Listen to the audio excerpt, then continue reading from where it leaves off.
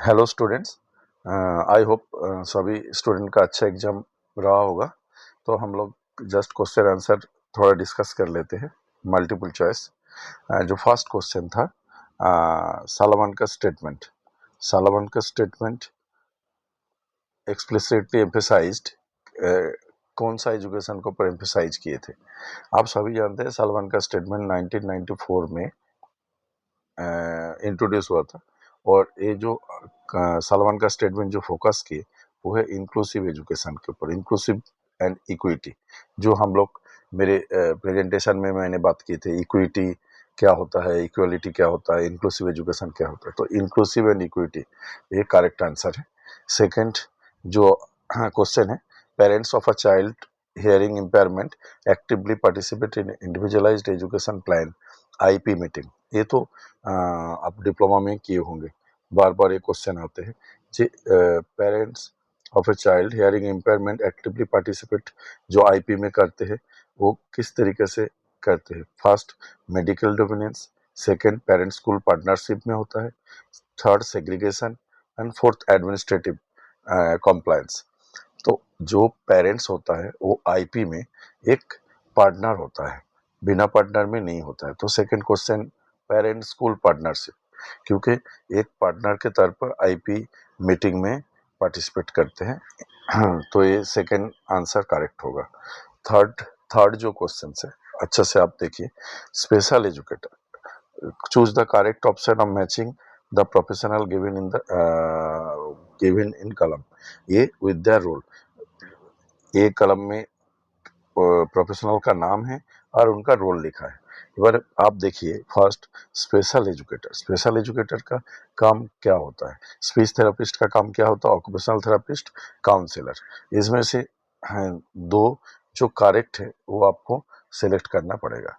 एक बार आप देखिए इसमें से करेक्ट कौन सा होगा। फर्स्ट देखिए, स्पेशल एजुकेटर का काम क्या होता है। स्पेशल एजुकेटर जो काम होता है वो कारिकुलम के साथ एडेप्टेशन। स्पेशल एजुकेटर क्या करते हैं, कारिकुलम स्पेशल, क्योंकि mental health directly indirectly way में करते हैं, motor skill development, psycho educational assessment. लेकिन जो मेन रोल है स्पेशल एजुकेटर वो है कारिकुलम एडेप्टेशन। स्पीच थेरापिस्ट का काम स्पीच थेरापी ठीक करेक्शन करना है, इसमें से नहीं है। Occupational therapist motor skill, specially particular motor skill करते हैं, लेकिन इसमें नहीं है। जस्ट मेन है स्पेशल एजुकेटर का रोल है। और सेकंड देखो, काउंसलर का है काम है मेंटल हेल्थ हाइजीनिक ये सपोर्ट करना। तो 4 नंबर ए, और स्पेशल एजुकेटर जो फर्स्ट है वो बी होगा।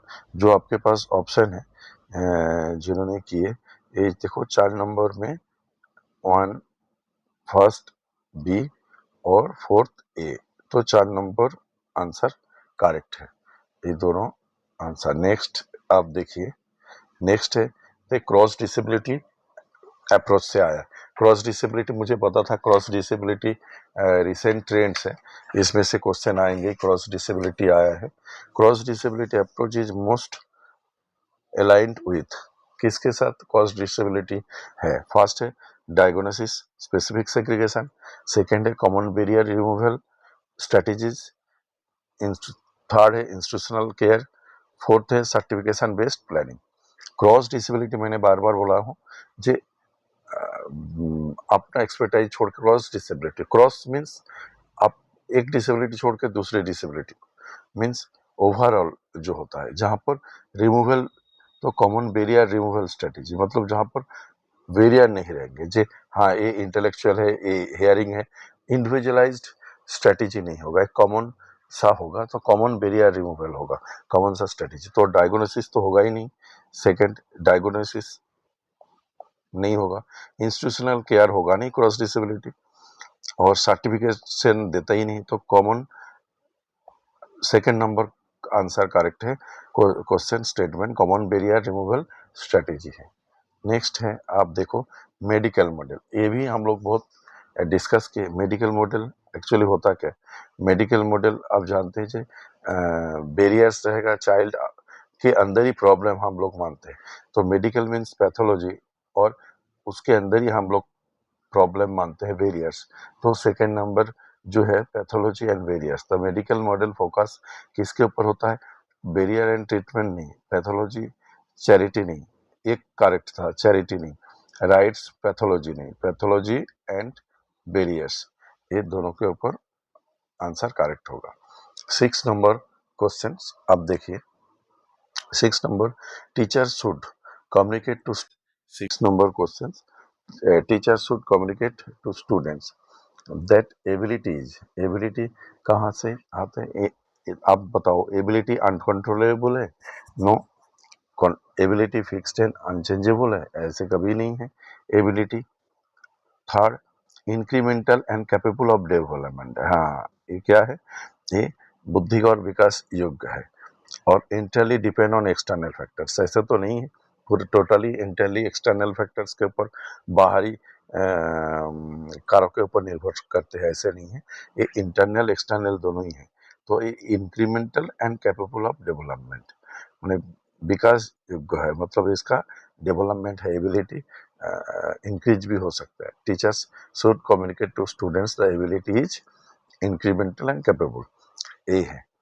नेक्स्ट है which school practice most directly supports students mental wellbeing, कौन सा स्कूल, व्हिच स्कूल प्रैक्टिस, कौन सा ऐसे है निम्नलिखित जो सपोर्ट करते हैं स्टूडेंट का मेंटल वेलबींग के ऊपर? एक बार बताओ, मेंटल वेलबींग है।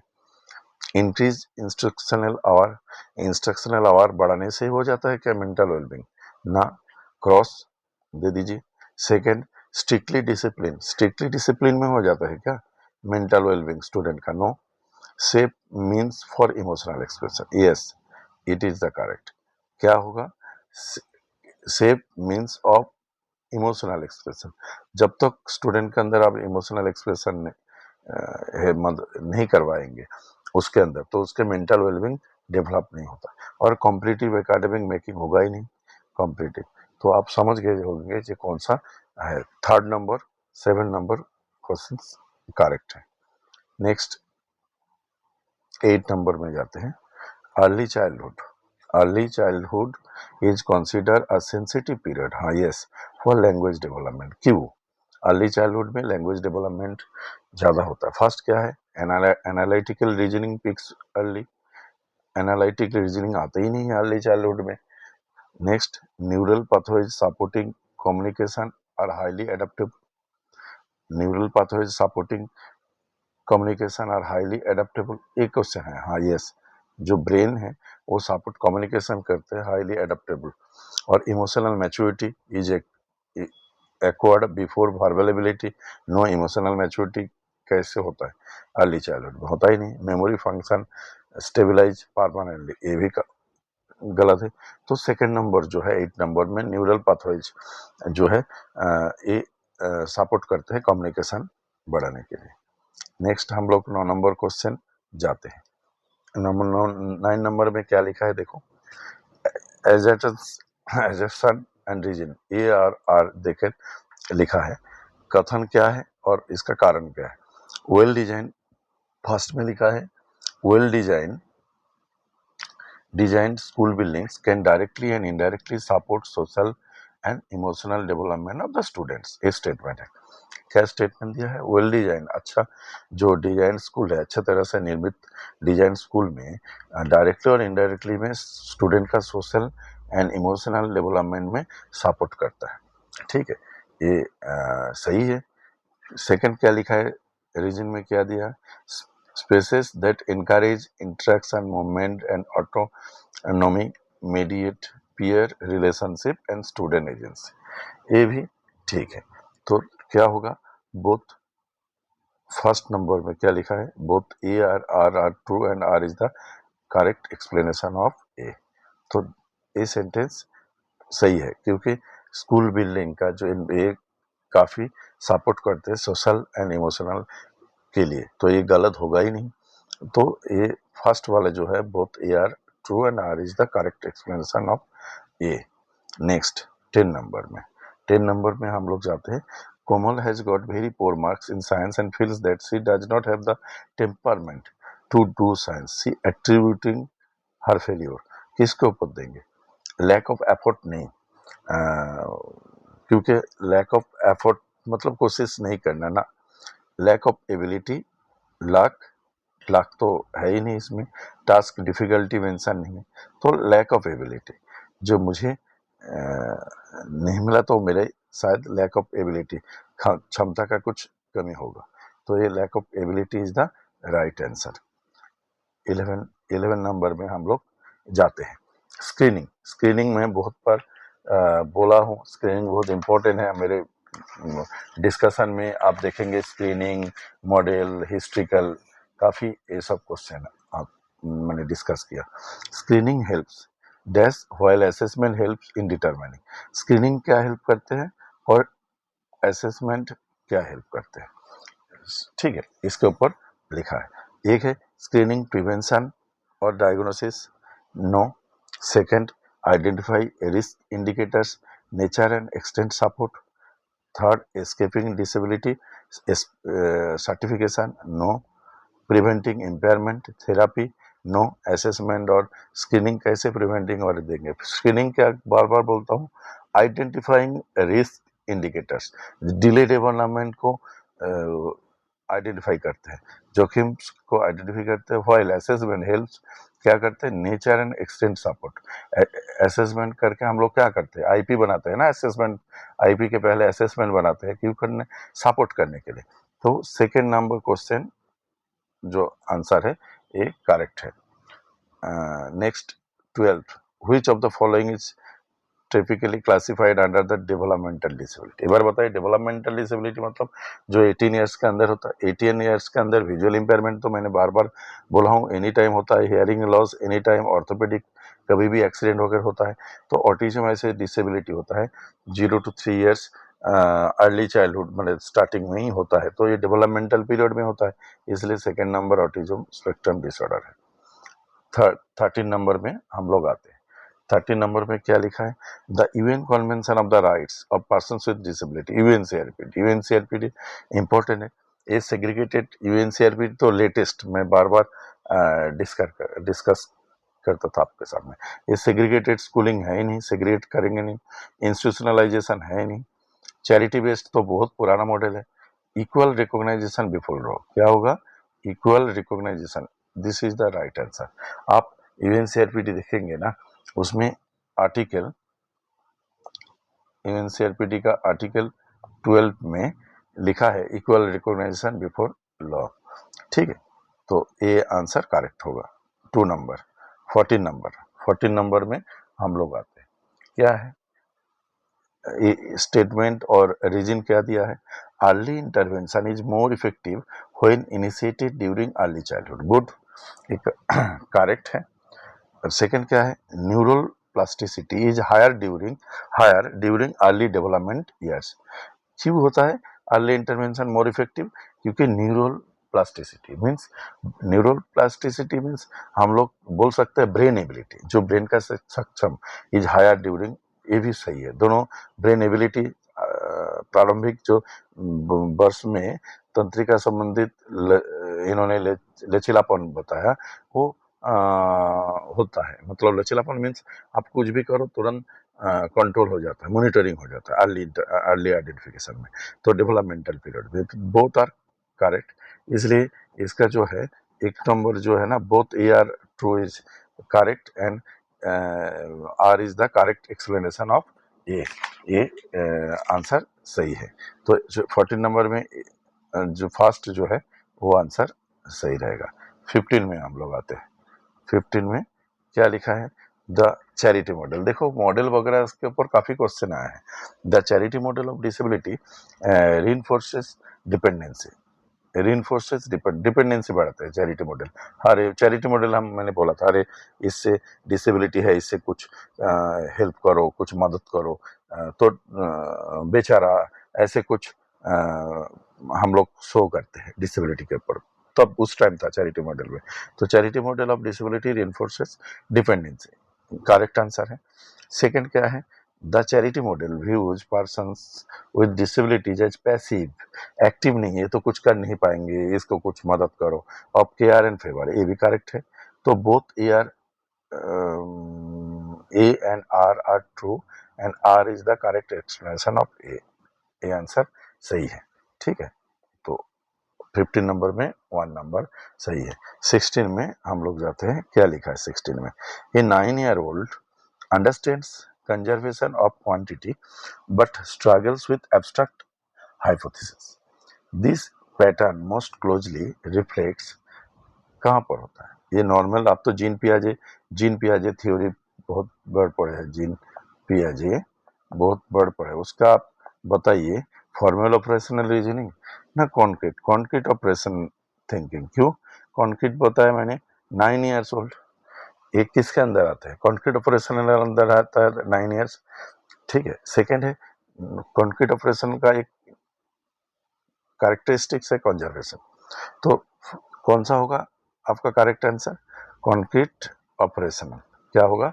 कॉन्क्रीट ऑपरेशनल, ये होगा आपका करेक्ट। कॉन्क्रीट ऑपरेशनल, ये आपका करेक्ट आंसर है। नेक्स्ट क्या है?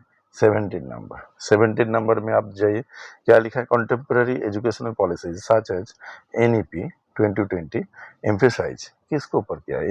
एनईपी ड्रिल ओरिएंटेड नहीं की, बिहेवियरल अप्रोच नहीं की, क्रॉस टेक्स्ट बुक्स नहीं है, मेन है इन्होंने जो फोकस करते हैं ये एक्सपीरियंटल में है। एक्सपीरियंटल करते हैं। एनईपी कहते हैं लर्निंग बाय डूइंग, ये थ्योरी में एनईपी बिलीव करते हैं। तो कौन सा होगा? एक्सपीरियंटल मेथड करेक्ट आंसर है। 18 नंबर में हम लोग जाते हैं। 18 नंबर में क्या है? देखिए, right to education act, RT क्या बोलते हैं? आरटी के बारे में, RT 2009 operationalised which broader constitutional vision, किसको के ऊपर ज्यादा फोकस करते हैं? यूनिफॉर्म सेंट्रलाइज्ड करिकुलम ना, education as a fundamental right, yes. Privatisation तो बोलेंगे ही नहीं, और कंपलसरी हायर एजुकेशन के ऊपर नहीं करते हैं ज़्यादा। आरटी इसके ऊपर फोकस करते, education as a fundamental right link to it dignity and equality. Article 21A क्या है? आर्टिकल 21A इसके ऊपर। तो education as a fundamental right, एक बहुत अच्छा क्वेश्चन इन्होंने दिए है, इजी क्वेश्चन काफी है, आप लोग शायद ठीक से किए होंगे। Which obligation is explicitly placed on schools under RPWD act? RPWD act के अंदर क्या दिया? यूनिफॉर्म करिकुलम तो दिया ही नहीं सभी लर्नर के लिए। Provision reasonable accommodation as per the learner wise accommodation, exemption from continuous and comprehensive assessment ना, गलत। सेपरेट क्लासरूम, ये तो 100% बने गलत। तो फर्स्ट होगा, आरपीडब्ल्यूडी बोलते हैं प्रोविजन बनाया reasonable accommodation as per the learner का कैपेसिटी वाइज एकोमोडेशन करो। तो ये वो होगा आपका correct answer second. 20 number question में हम लोग आते हैं, क्या देते हैं? 20 नंबर में एनईपी बोलते हैं। अब जानते हैं एनईपी का पैटर्न क्या है? 5+3+3+4। ये डिजाइन करते हैं किसके लिए? Mirrors administrative convenience, no. क्या करते हैं? Recognise the pre primary, yes, as a integral to formal schooling. Next क्या है? रिड्यूसेस टोटल इंस्ट्रक्शन आवर, ना, इंस्ट्रक्शन आवर्स रिड्यूस करने के लिए नहीं। Give different emphasise on to vocational academic curriculum. Main है जो एनईपी का पैटर्न में क्या है? प्री प्राइमरी के ऊपर ज्यादा focus. Recognise the pre primary, yes, as integral to formal schooling, this is the main. तो सेकेंड नंबर करेक्ट आंसर। पूर्व प्राथमिक वर्षों के औपचारिक स्कूली शिक्षा का अभिन्न अंग बनाने के लिए, जी हाँ, एक कंटिन्यूअस प्रोसेस में रहेंगे। 21 नंबर 21 जो क्वेश्चन है, ये disability that originates before age 18 and affects adaptively functioning is typically classified as, देखो अभी ऑटिज्म वाला हम लोग क्वेश्चन किए थे, इसमें होगा फॉर्मली को इगोसेंट्रिज्म नहीं होगा, क्रॉस टेम्पोररी इम्पेयरमेंट है नहीं, जे एक disability originates before age of 18, हम लोग आंसर पढ़े थे, that is called developmental stage 0 to 18 years. आप ऑलवेज सभी जानते हैं 0 to 18 ईयर्स क्या है? Developmental stage, developmental stage, developmental stage. तो ये डेवलपमेंटल पीरियड में जो होता है उसको हम लोग क्या बोलेंगे, डेवलपमेंटल डिसेबिलिटी। ये सबसे इजी क्वेश्चन। नेक्स्ट देखो, क्रॉस डिसेबिलिटी दोबारा रिपीट हुआ है। क्रॉस डिसेबिलिटी क्या है? The cross disability approach primarily emphasise, क्या करते हैं, सेपरेट्स पॉलिसीज ना। मेरे स्लाइड में, मेरे प्रेजेंटेशन में मैं बार बार बोलता हूँ, एक कॉमन है जो ऑल डिसेबिलिटी के होगा, that is called cross disability. Diagnosis based no common philosophy about support mechanism across disability, institutional placement है ही नहीं, कॉमन फिलोसफी होगा जो सभी डिसेबिलिटी को एप्लीकेबल होगा। This is the third number is the correct answer.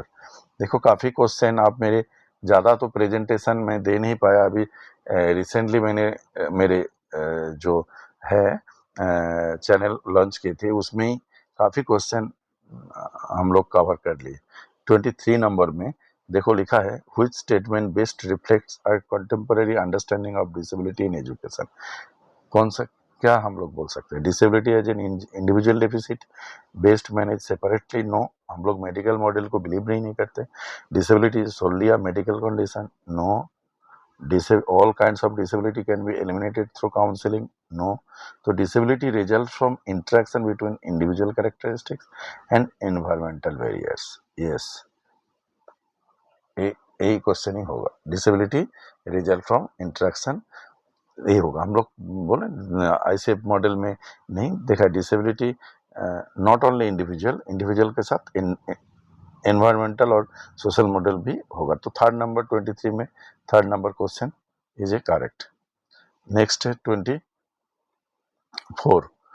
24 में क्या लिखा है देखो, which infrastructure feature most directly facilitate collaborative learning. Collaborative learning क्या होता है?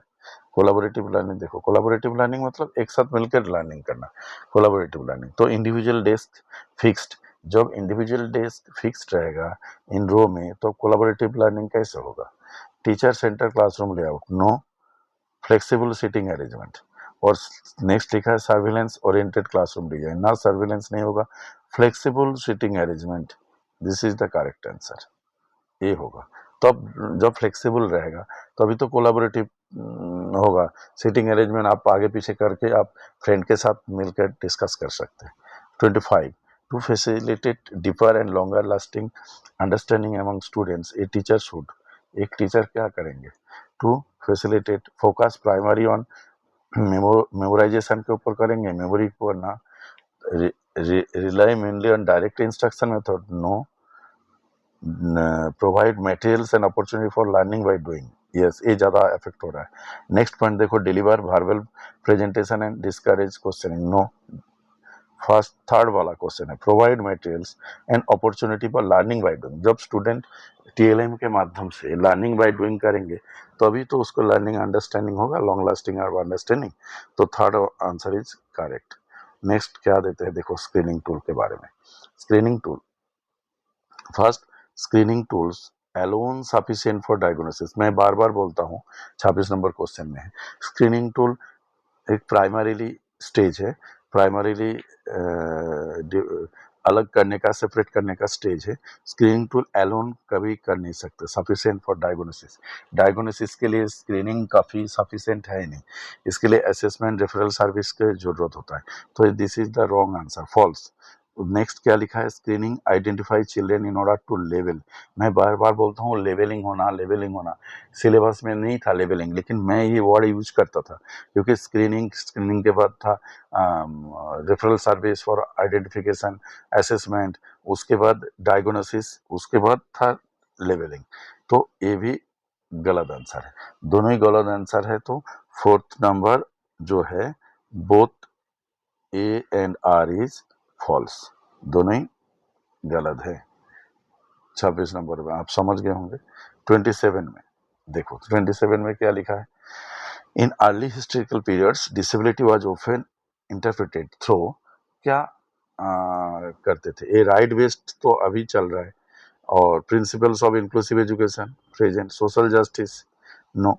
उससे पुराना क्या था, मोरल एंड रिलीजियस एक्सप्लेनेशन, क्योंकि चर्च का रोल था उस टाइम फॉरेन कंट्रीज में, तो रिलीजियस एंड मोरल था, तो पुराना टाइम में मोरल। सेकेंड नंबर क्वेश्चन का आंसर सही है।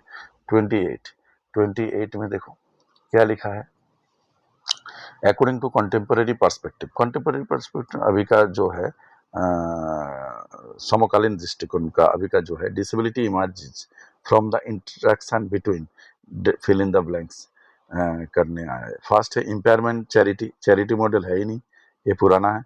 Individual condition, environmental barriers. Second है diagnosis, rehabilitation, no. Poverty, disease नहीं है। क्या बार बार बोलता हूँ मैं, एक मॉडल सोशल जो बायो साइको सोशल मॉडल में मैं बार बार बोलता हूँ इंडिविजुअल कंडीशन और एनवायरमेंटल, ये होगा सेकंड नंबर क्वेश्चन आंसर सही है। तो 29 में चूज द करेक्ट क्या है, ये बार बताओ।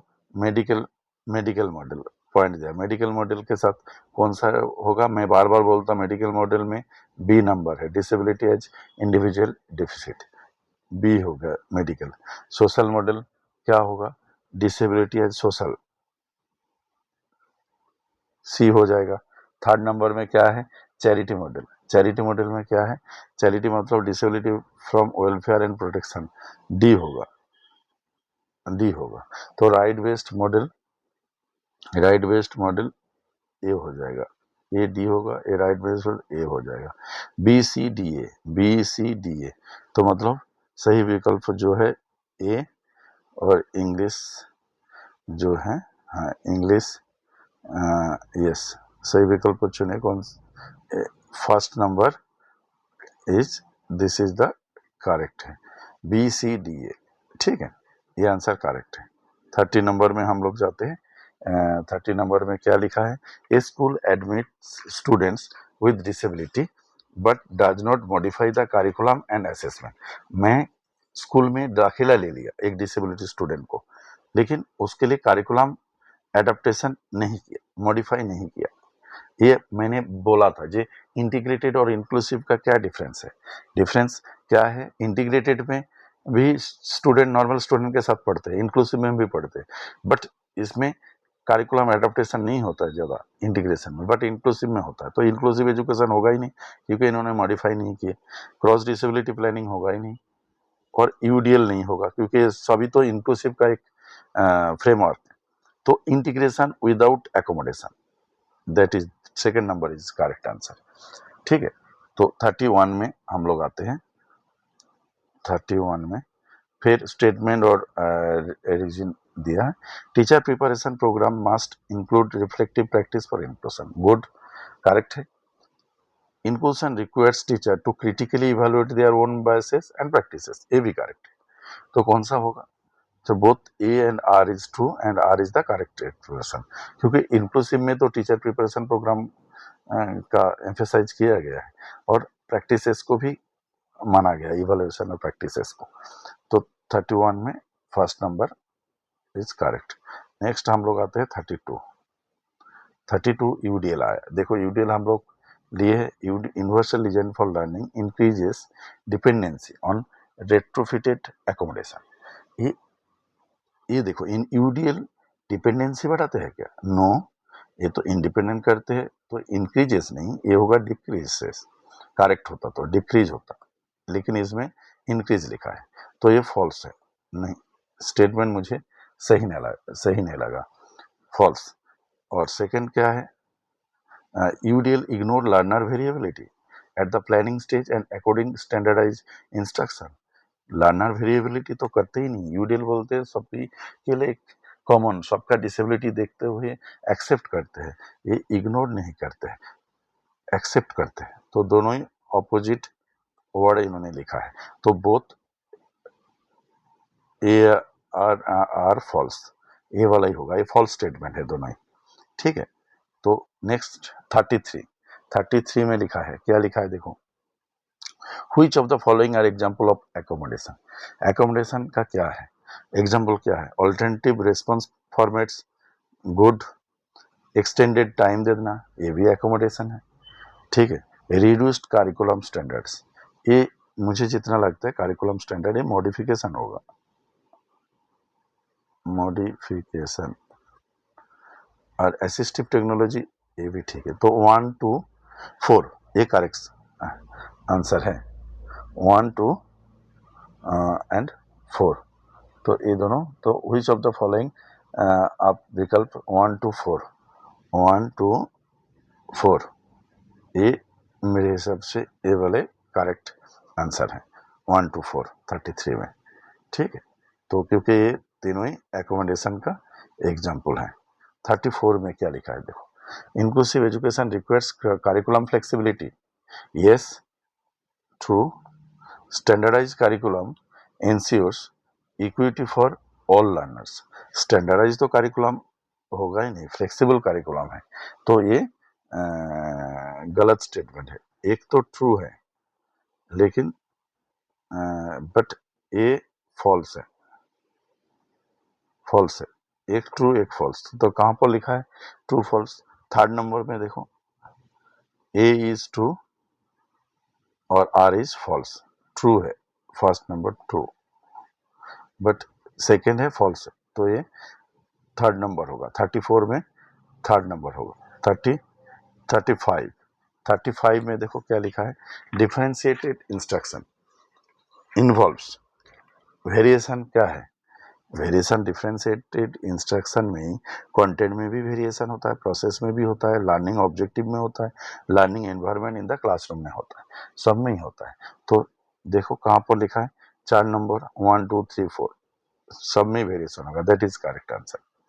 उसके बाद देखो 36 में क्या लिखा है देखो, ये स्टूडेंट विथ इमोशनल डिस्टर्बेंस, माने जो इमोशनल प्रॉब्लम होता है उसमें एग्जीक्यूट जो शो करते हैं, फ्रीक्वेंट एंगर आउटबर्स्ट क्यों शो करते हैं? Effective classroom management should prioritise करना चाहिए। कैसे?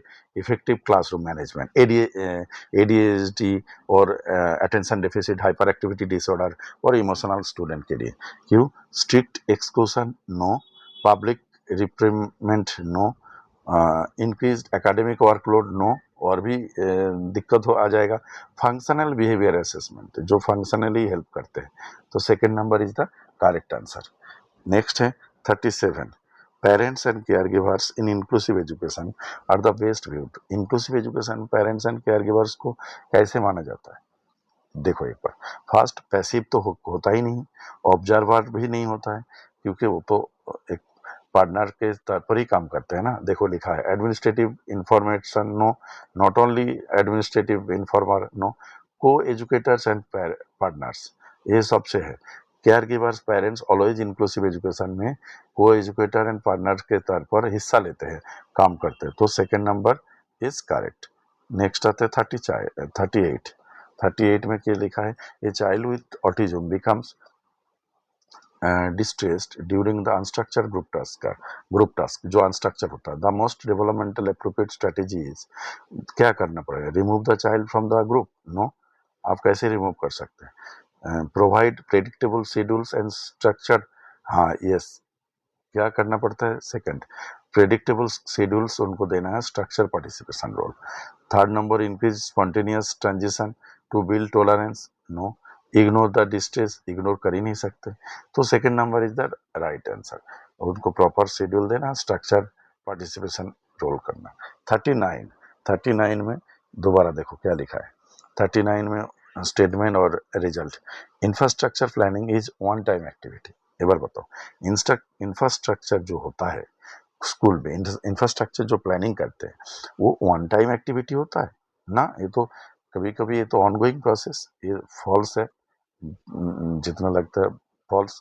New pedagogical innovations might come up from time to time but infrastructure should not and cannot be modified। ये बताओ ऐसे होता है क्या कभी?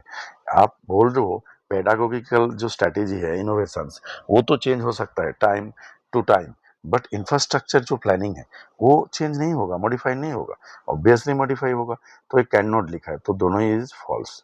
तो both A R, 4 number correct, both A R is false. तो 39 में 4 number is the right answer. 40 number में हम लोग जाते हैं। 40 नंबर में क्या लिखा है, national education policy reconceptualise school education primarily किसके ऊपर फोकस करते हैं? NEP, content transmission for examination, no, A means holistic development. Next लिखा है A means for vocational preparation नहीं है, preparation for higher education universities नहीं है, मेन जो है वो है holistic complete a comprehensive development in all areas, cognitive, social, ethical and creative capacities. Creativity बढ़ाने के लिए एक कॉम्प्रिहेंसिव प्लान बनाने के, होलिस्टिक अप्रोच करने के लिए एनईपी डेवलप हुआ है। 41 नंबर में 41 नंबर में देखो ये सेम एक ही एरिया से ना बहुत सारे क्वेश्चन स्टेटमेंट को घुमा दिए हैं, यही है जो देखा हूं मैं।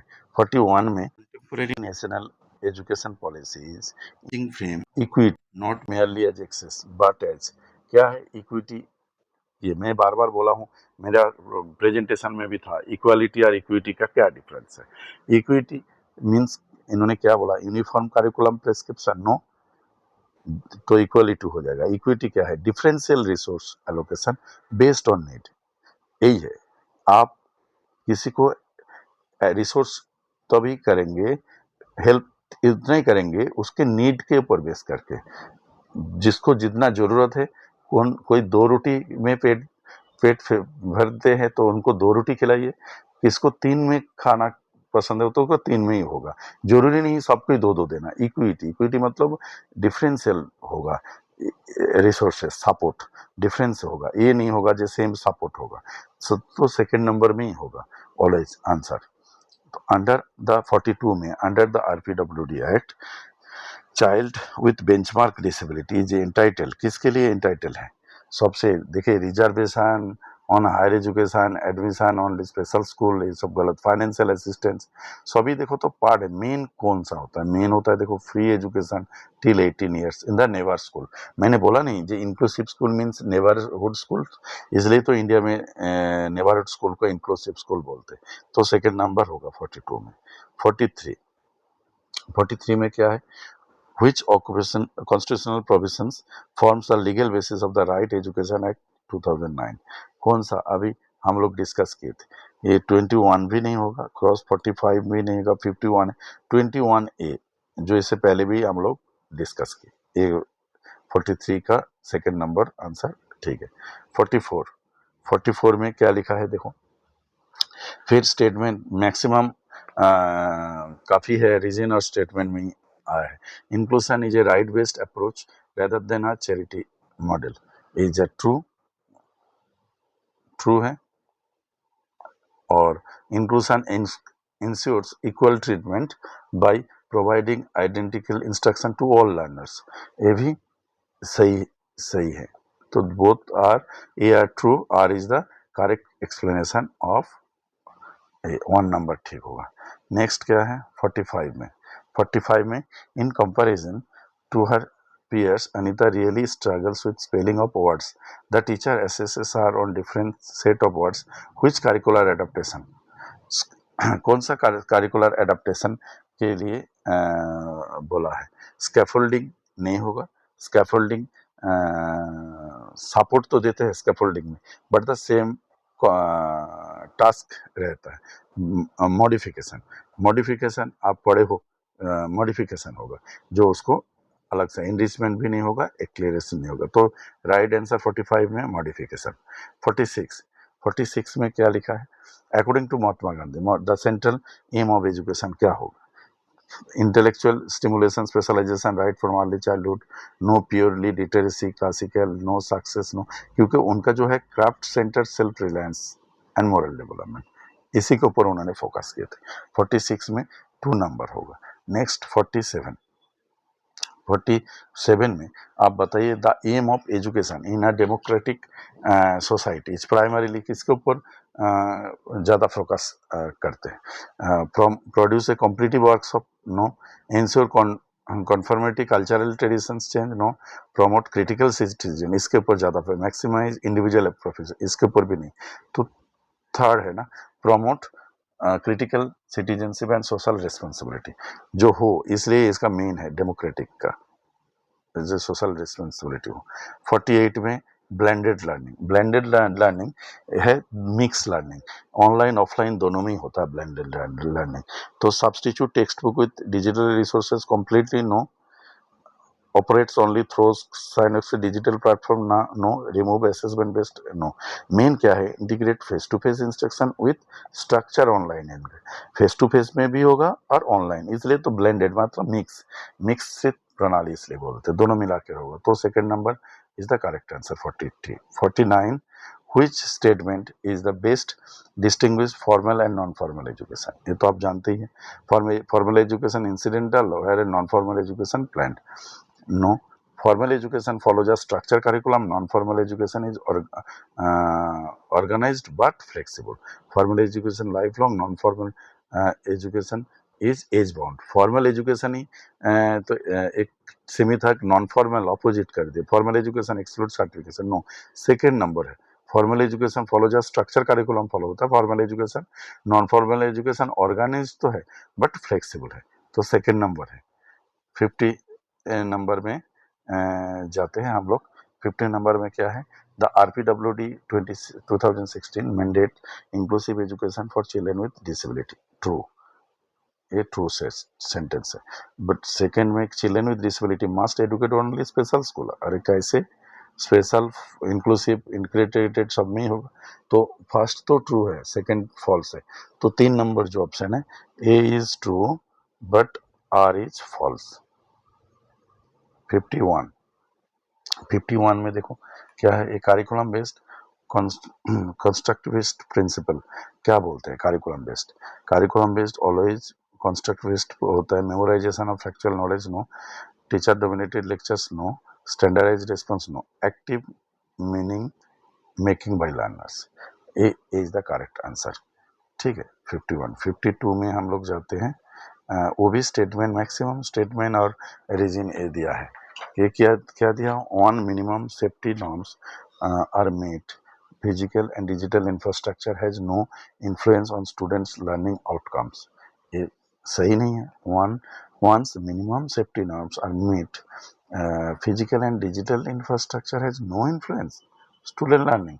influence तो होता ही है, तो ये false है। learning outcomes are shaped only, false है। only curriculum quality rather than the physical environment। अरे physical environment भी तो होता है, नहीं होता है आपका learning में physical environment?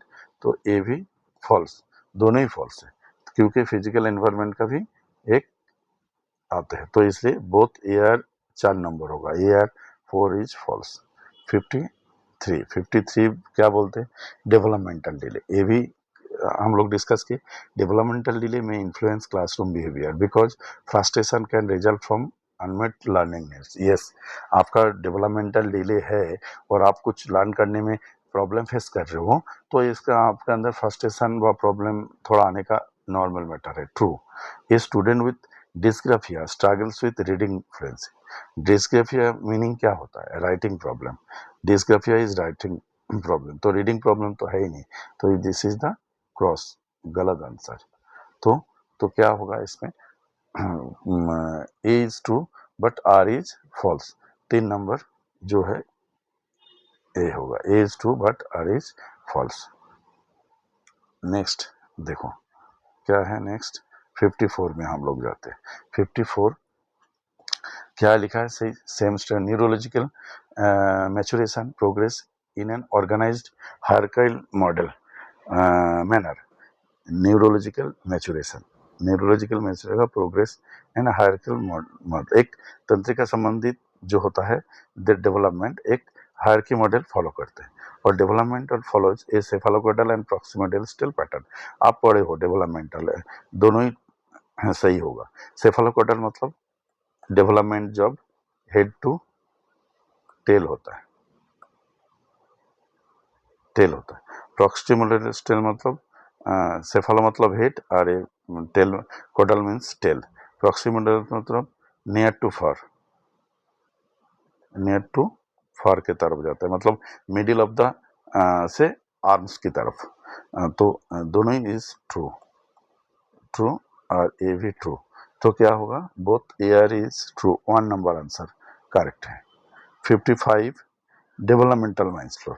डेवलपमेंटल माइलस्टोन क्या होता है?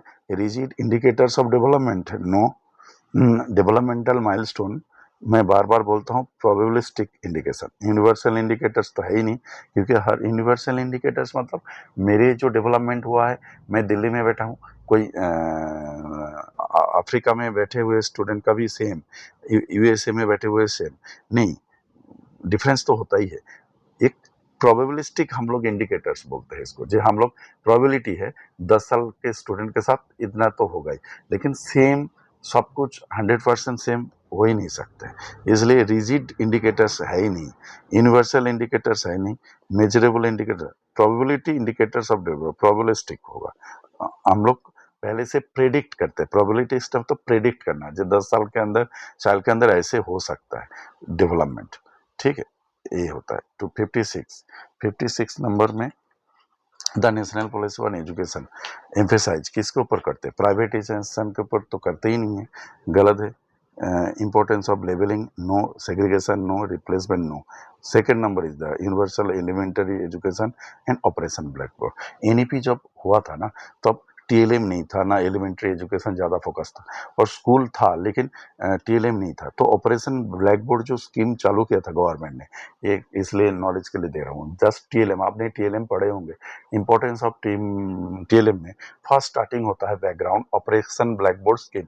हर स्कूल में ब्लैक बोर्ड मार्का डस्टर होना चाहिए, इसलिए इसका नाम है ऑपरेशन ब्लैक बोर्ड स्कीम। तब नहीं था एनईपी 1986 के तहत, उसी टाइम सब स्कूलों में टीएलएम के प्रोविजन किए थे। तो second number is the correct answer. 57 distance education.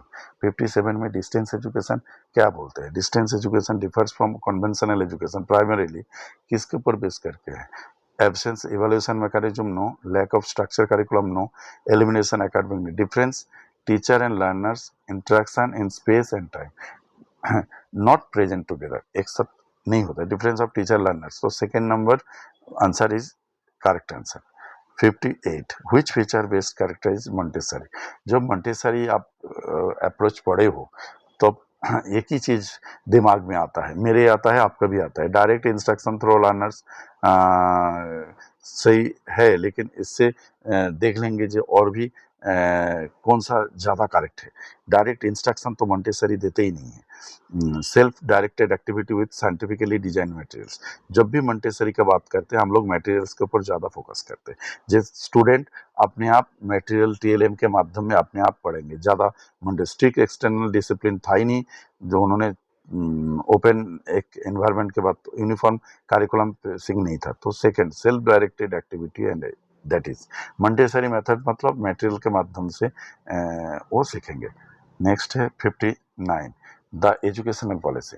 The education policy of Rabindranath Tagore. Rabindranath Tagore का जो एजुकेशन पॉलिसी है, इंटीग्रल डेवलपमेंट फिजिकल मेंटल से ज़्यादा है, इंडस्ट्रियल भी नहीं है, ये भी नहीं है, इंडस्ट्रियल भी नहीं है, क्राफ्ट सेंटर भी नहीं है, learning in natural surroundings fostering creativity and freedom.